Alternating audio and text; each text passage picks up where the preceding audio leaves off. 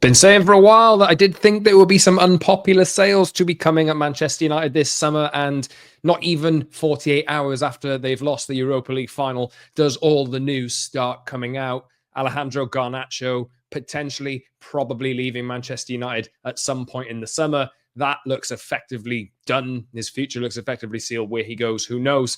But the big one that has just dropped, I thought, should I do a podcast about this today? No, I'll wait till tomorrow, but this has just come up. Bruno Fernandes has been given 72 hours to decide if he wants to leave Man United to go and take that deal in Saudi Arabia. And look, they won that deal done by the end of May.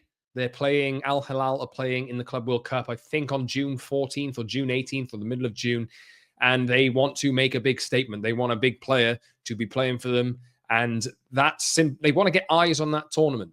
There's been funding from Saudi going towards that tournament, according to speculation anyway, and they're going to want to get that tournament off the ground because it's not proven a hit with everybody. So Bruno Fernandes is the guy that they're looking at signing. There's a lot of interest in Portugal in the Saudi League because Cristiano Ronaldo's out there. There's some speculation about whether he will be leaving it or how long he'll be playing there. Nobody knows. They want a next new Portuguese star, and Bruno Fernandes is that guy. He is that guy. And Manchester United are faced with a difficult decision.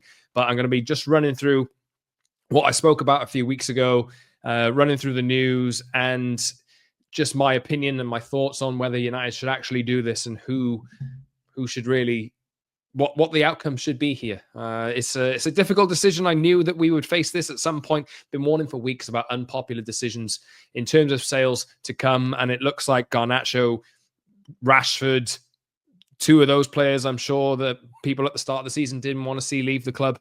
And now Bruno Fernandes as well he's the crown jewel of this team at the moment. He's the captain. He's the best player. He's the one that puts up all the numbers. And this is on a day where Liverpool are looking like they're advancing in signing Florian Wirtz, who is a creative midfielder, one of the best ones to come out of Germany in a long time, when it's looking like they are the ones that are going to end up getting him for probably 100 million quid or something like that. Manchester United are selling their own crown jewel. It really goes to show just the different trajectories that the two clubs are on. But I think this is potentially a necessary evil. This might just have to happen. So I'm going to be talking about why I think that and what needs to happen here. And why I think it's an opportunity, but that United simply can't turn down just because of how much money it is. Subscribe to the podcast anyway. This is the Promised Land podcast with me, Scott Saunders, talking all things Manchester United, dropping on Apple and Spotify. If you want the audio version, please subscribe on those platforms, give a 5-star review and leave a comment as well with all of your thoughts. Subscribe on YouTube as well. This should be out there. And get in the comments because we knew this would be a difficult summer for United anyway. But after Wednesday night and the disappointment and the anger and the resentment, the resignation to Manchester United and their position from a lot of players, the anger from Garnacho's camp about not being picked, and Garnacho himself, Bruno essentially saying the other day, if the club decide to sell me, I'll go.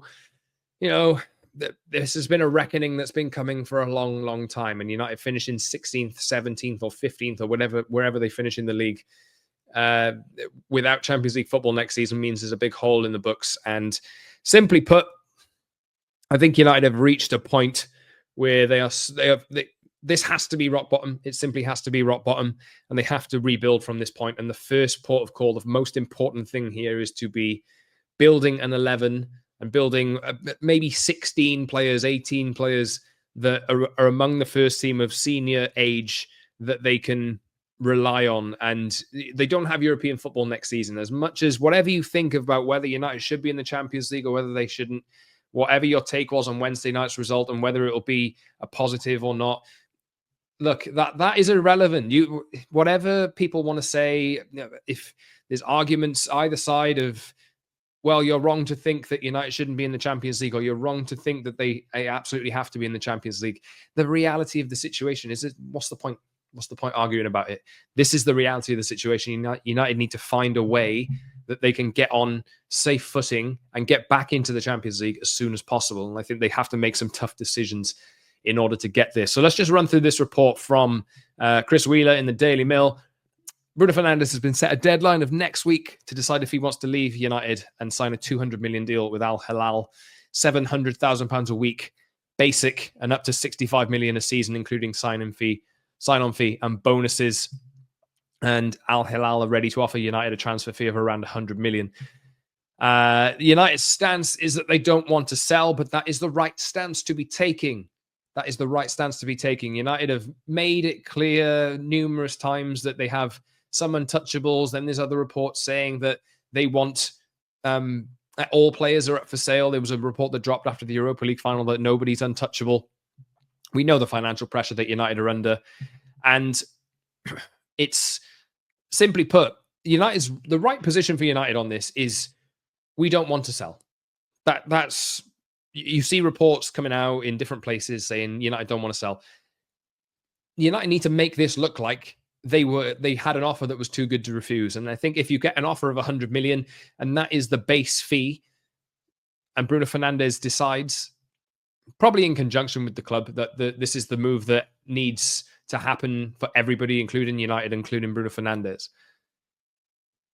Try and negotiate that fee up. If you can't, can you push it to 120 million? Try and squeeze, because you don't get these offers very often. You don't get, when a club from Saudi Arabia is looking to make a marquee signing, generally they'll go the extra mile in order to make that happen. So United need to be really tough in negotiation here. Give it all that they've got in terms of saying, we don't want this player to leave. We don't want to sell. Make them raise the offer as far as it can go, because every £1 million counts for Manchester United in this moment. Look, I don't know if it's going to happen. It could be the case that Bruno decides no. Maybe Ruben Amorim doesn't want him to leave. Whatever the decision is, we wait and see. We'll probably know if we don't get any news before, we'll probably know after the Aston Villa game on Sunday. It's at Old Trafford. United will speak to the crowd. You'll probably get Bruno Fernandes and tears streaming down his face. If you see that, then it's probably pointing towards a deal that's going to happen. There's lots to think about here, but I've been thinking about this for a few weeks, and I think after everybody came to the realization, oh God, United on in the Champions League next season, I think everybody's looked at the money and the financial situation. And look, Bruno wasn't great in the final either. I'm not saying that should be a reason why you sell him, but it's massively, my take on this, it's massively unhealthy. As good, right? Bruno Fernandes is a fantastic football player and has done wonders for Manchester United. He's, for me, club legend, sealed. He has turned up and put in amazing performance after amazing performance for Manchester United during their hardest era that I've ever seen. 5 years of their hardest years in my entire lifetime. He's turned up, he's captained them, he's tried his very, very best, and everything he's done is incredibly admirable and should be praised, and nobody could blame him for choosing to leave. Because how can you be in that situation as a club captain, going through the disappointment that he's gone through, seeing all your teammates around you with resigned expressions, saying things like, oh, I'm not sure if I'm good enough for Manchester United anymore. He's at the peak of his career. He either goes to a club that can win trophies, or he gets a payday that will sort him out for the rest of his life and sort this generational wealth that we're talking about here, 700k tax-free and 65 million a season. It's crazy, crazy money. As good as Bruno Fernandes has been for Manchester United, you saw it in the Europa League on Wednesday night. Whichever position he was playing, he played deeper in the midfield. If he doesn't turn up, if he doesn't deliver, Manchester United generally don't play that well, and invariably they lose. If you can shut down Bruno Fernandes, you stop Manchester United. And as much as you can look at him and look at the outputs and look at how good he has been, and nobody is questioning that. I don't want him to go. I don't want him to go. But that is not healthy for a football team. You can have standout players, but the first primary objective is to build a team that functions. And Ruben Amorim has found it so difficult to build a team that functions and succeeds. We all know his record in the league. He's just lost the Europa League final as well. Some people will think this is the death knell. This is the end of Manchester United.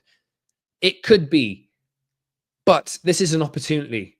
If the money comes in, this is an opportunity to start rebuilding and start building towards making a team that actually functions. You got to get your recruitment right. There's a lot of things.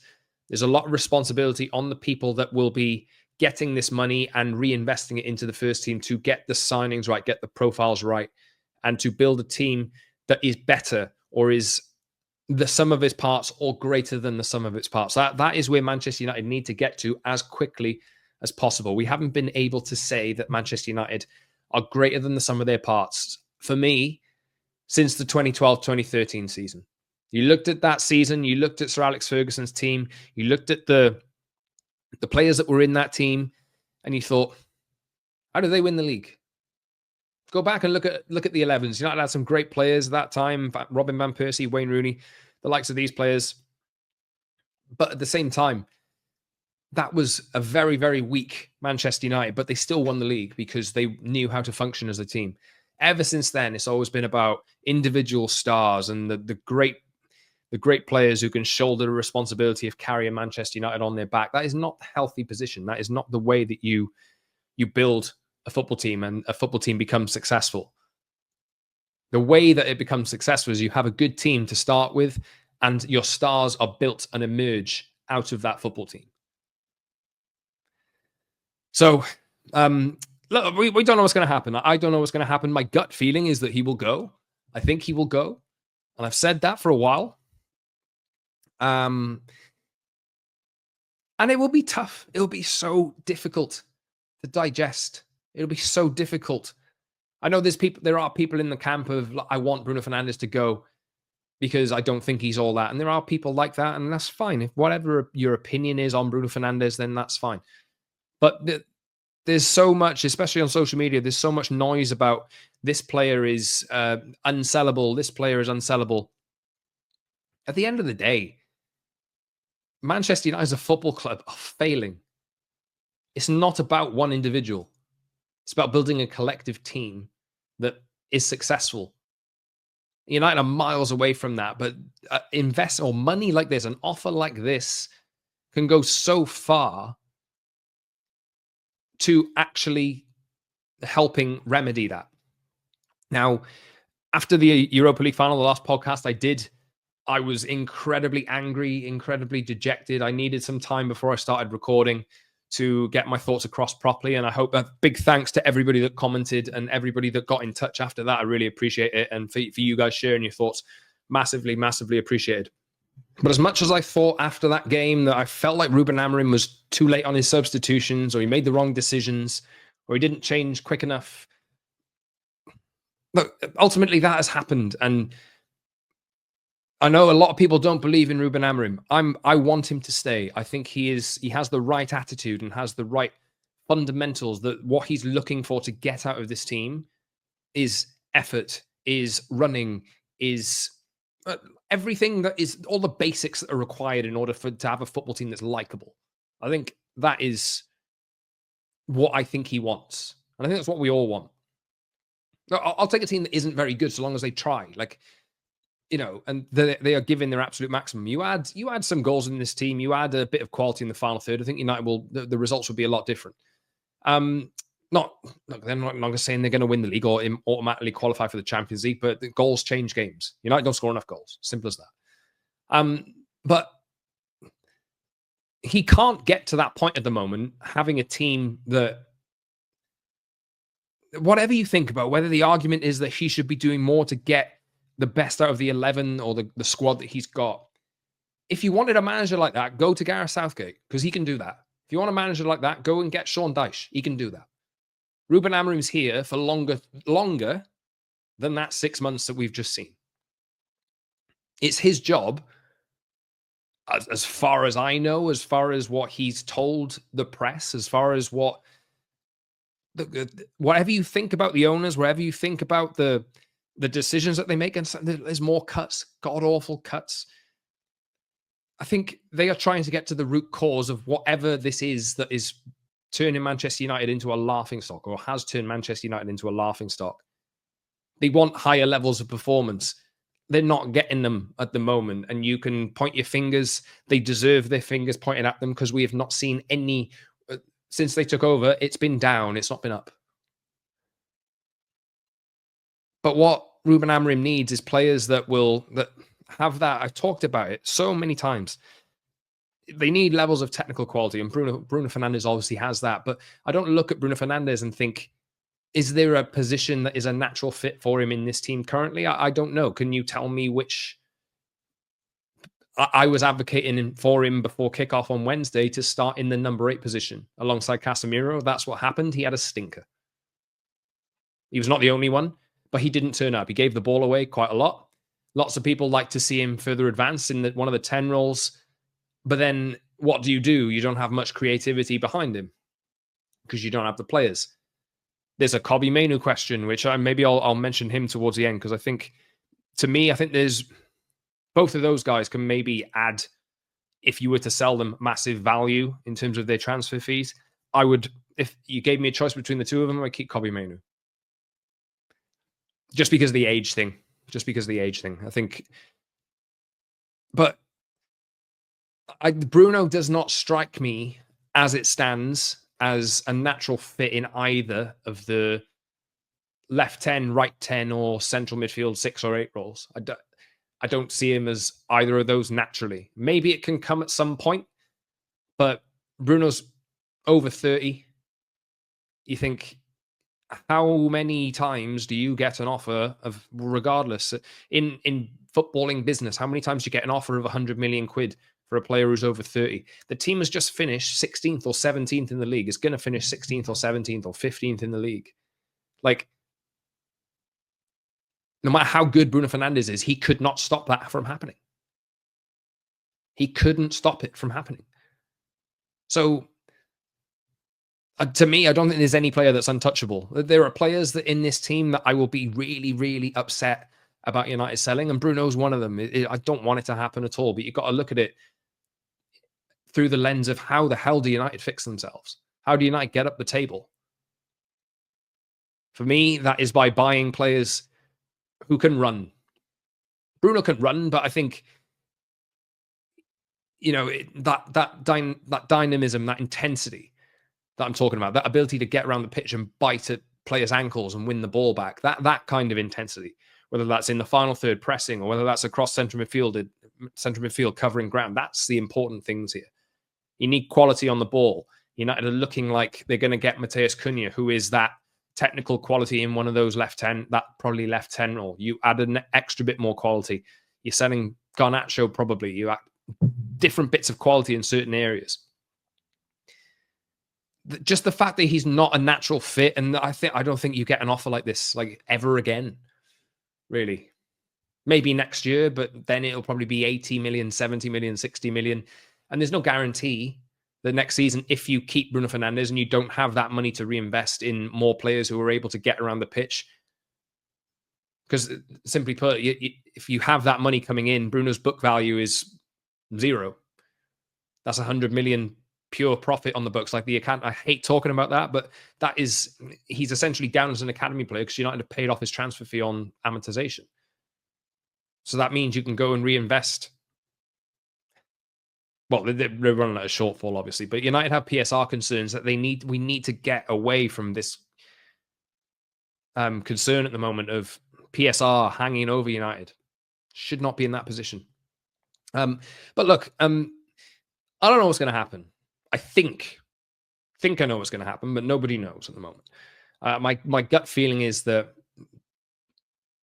I could see Bruno Fernandes leaving. I could see Garnacho leaving. But I mentioned Kobbie Mainoo just a second ago. I think he doesn't stick out to me as a natural fit in the 8 role at the moment. I know Ruben Amorim has some reservations about him, but I think it's a covering ground and fitness issue, and he's had injury troubles and this kind of thing. And I think there's definitely more to work with there, especially over the course of pre-season. Hopefully there's more sharpness. And you look at it, and if you have that preseason to build your identity on the training pitch and in fitness sessions, this kind of thing. And Ruben Amorim can spend some time getting his ideas across to the players that are actually staying or that join.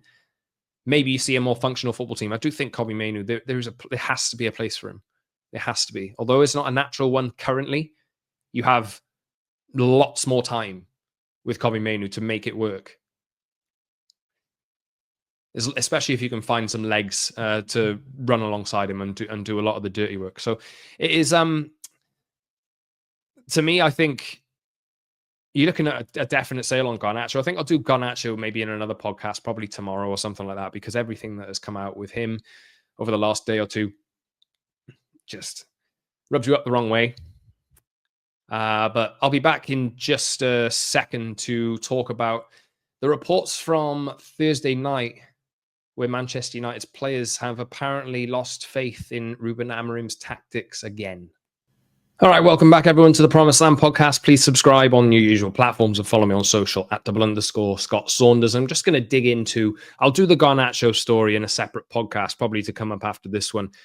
But obviously, there's another Chris Wheeler story from Thursday night, which has gone round in the last 24 hours or so. Again, I'm sure everyone's surprised at this.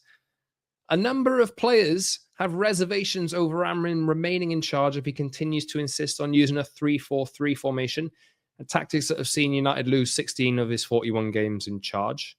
Is that only 16? That's got to be wrong. Feels like a lot more than that. Obviously, Garnacho, I'm sure, is one of those players, and he has had his say publicly that the season was a swear word. But players after that game publicly backed Ruben Amorim. Bruno Fernandes was one of those players, and I've just done a bit on him, and whatever happens, like, I think Bruno has seen what Amorim does and is standing by him. Luke Shaw did the same. I did speak on the last podcast about what Luke Shaw said. I think in terms of damaged goods, like, resigned to losing, Luke Shaw made it pretty clear that after 11 years, he's had enough of that. And I think that, although admirable to be coming out like that, that shows a weakness in that dressing room for me, which needs to be addressed.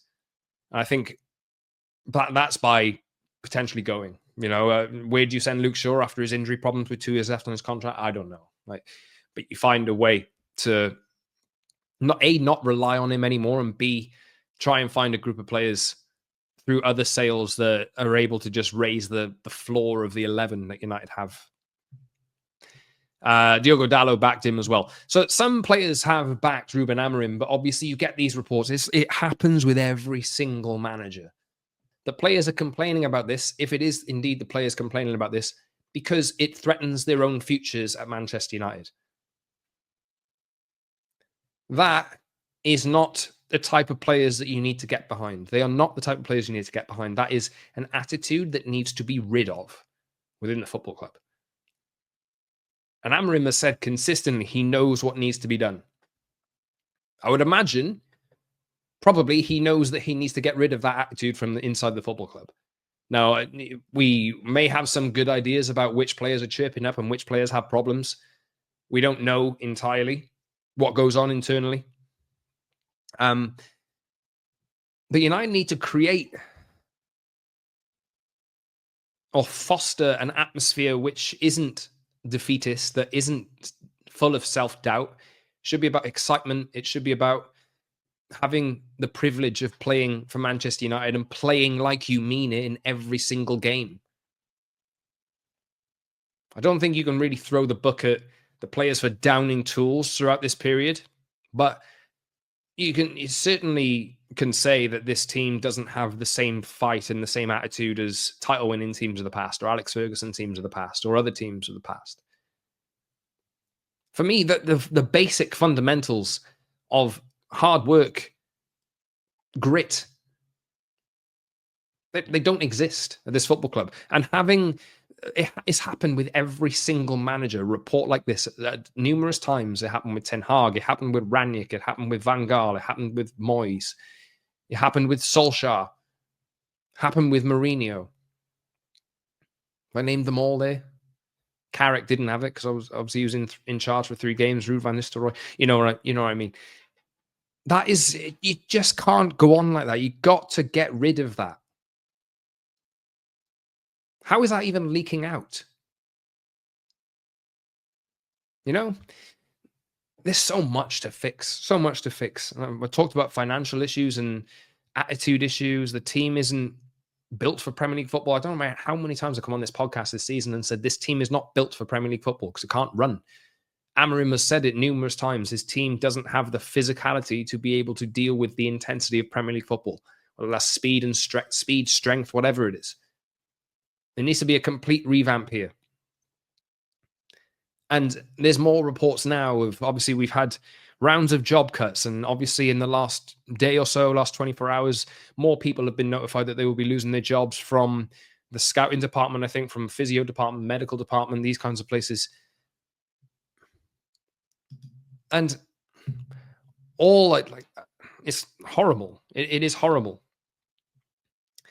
And as bad as it is, and as bad as it feels, like, to take a different angle on it, just if you're gonna make these decisions, and this is the worst, most awful time to do it, just let's try and move past this chapter as quickly as possible, and all of this pain as quickly as possible, and put it behind them. But the important thing to do for Manchester United, the people making those decisions have to show that same ruthlessness with the players. Have to. And the proof will be in the pudding of whether they do it throughout this season, throughout this transfer window. If we don't see that, if we don't see some sales that I never thought that you could get rid of him. He was on the books, just 3 years left on his contract. I don't know how the hell you managed to get rid of him when everybody has known that needs to happen for ages. That's the kind of differences that I think will convince me that they're actually making some progress here. Look, it's a difficult time. It'll be a difficult summer. It'll be a very, very busy summer in terms of incomings and outgoings, in terms of news.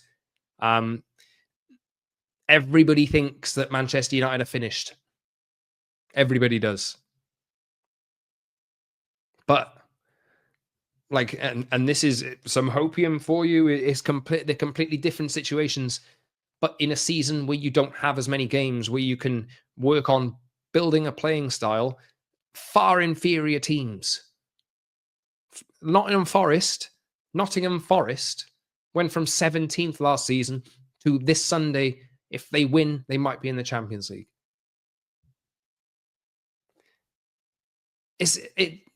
That is how quickly things can turn around. And people might get in the comments and in different sections here and say, no, that's a ridiculous comparison to make. United are screwed. They're absolutely screwed. What if it works? What if it works? What if they make a series of very good decisions, recruit very smartly? Nottingham Forest signed Callum Hudson-Odoi from Chelsea for £3 million. £3 million. And although I'm not saying that Hudson-Odoi is a world beater or anything like that, but a couple of seasons before, Bayern Munich wanted to sign him for 70 million. These kinds of deals are out there to be done. You just have to be smart enough to find them. And now Nottingham Forest are at a point where whatever you think of their fall off this season, it's funny, they just banned Gary Neville from commentating on that game with Chelsea at the weekend because he said some mean stuff about them. Very funny. If you make a series of really good decisions, if you recruit the right players, if you find bargains, you can turn things up really quickly. And I don't want to compare United to Nottingham Forest, but literally a year ago, Nottingham Forest were in the position that United are in. There's other teams that have done it. I've mentioned Chelsea, who finished 12th, and then they won the Premier League the following season. I'm not saying that United will do that. I'm just saying things can change very quickly. Arsenal, a few years ago, were in the absolute mud. They had Aubameyang, they had Ozil, they had Socrates. They cancelled their contracts, got rid of them, and rebuilt the culture to the point now whatever you think of Arsenal, whether you think they failed year on year with Mikel Arteta, you can't question the fact that they have made steps forward to becoming a team that challenges for the title. They might not win it. Maybe they need an extra push. Maybe they need some new signings. Maybe the manager that they have isn't the right manager to win them titles. Who knows? Like, I'm not saying that any particular opinion there is right, but you can't deny the progress. You can't deny that they went from the absolute mud, being 8th, whatever positions they were in, being out of the Champions League for a number of years. They then got things right. They made a series of really good decisions, and they have stormed up the league table and finished 2nd for 3 years in a row. I'm sure people would take that with Manchester United right now. So this podcast is the promise and never too high, never too low. That is the thing that I do here. I did say after the last episode, or during the last episode, where I said, I'm really angry, give me a chance, I just need some time. That is the kind of thing that things can change very, very quickly. United's team is nowhere near it at the moment. They need to do a lot of good work. They need to make a lot of good decisions. Their transfer profiling needs to be right. It might take more than 1-2 summers. Maybe. 3 years, maybe. But if they're confident they've got the right man in Ruben Amorim, he thinks he's identified the problems that need to be fixed. I don't know how many people can say since the new transfer team came in that the signings they made last summer have been complete duds. Maybe there's arguments for some, but I think most people like Matthias de Ligt, for example. I think most people can see in Patrick Dorgu that there is something there. He might not be the best, but that's the risk that you take. If he can get his delivery right, he's only 20. If he can get his delivery right, maybe that's an outlet for United. He's certainly got the physicality to be able to get around the pitch and challenge. So, look, I've been going on for a while. I will be back to talk about Alejandro Garnacho in a different podcast, the one probably to come after this. I think Ruben Amorim is speaking to the press on Saturday afternoon as well, before the final game against Aston Villa. United play that on Sunday. And then Ruben Amorim will address the Old Trafford crowd at the end of the game, I'm sure. Probably apologizing profusely, but making some kind of definitive statement. It's going to be a long summer, but just as down as you feel, as down as I feel at the moment, if you think that United are getting relegated next year, I don't think they're going to get relegated next year. Think of how bad this year has been. You think they're going to keep making the same mistakes? I don't think so, personally. It's just you need to rip it all up, start again, strip it all back and rebuild. And I think that is the point that we're at. That's the point that we're at. Anyway, I might be wrong. I might be wrong. You might think I'm wrong. Let me know in the comments. Spotify, Apple, get in the comment sections. 5-star reviews, please, on the audio. And on YouTube as well, get in the comment section. The Promise and the Manchester United podcast, or at TPLMUFC in the YouTube bar. And follow me on social media at _Scott Saunders on X, Instagram, and TikTok as well. Guys, look, it's tough at the moment. I know that it is, but you got to think positive. It's such a difficult moment to do that. It is. And as sad as I'll be if Bruno Fernandes goes, United will never die. You know? That's the mantra. It's about rebuilding it back. They will need to build trust. They will need to. But I feel like make a series of good decisions, even if they're unpopular, and you might be back on that path sooner than you think. Thanks, everyone. See you soon.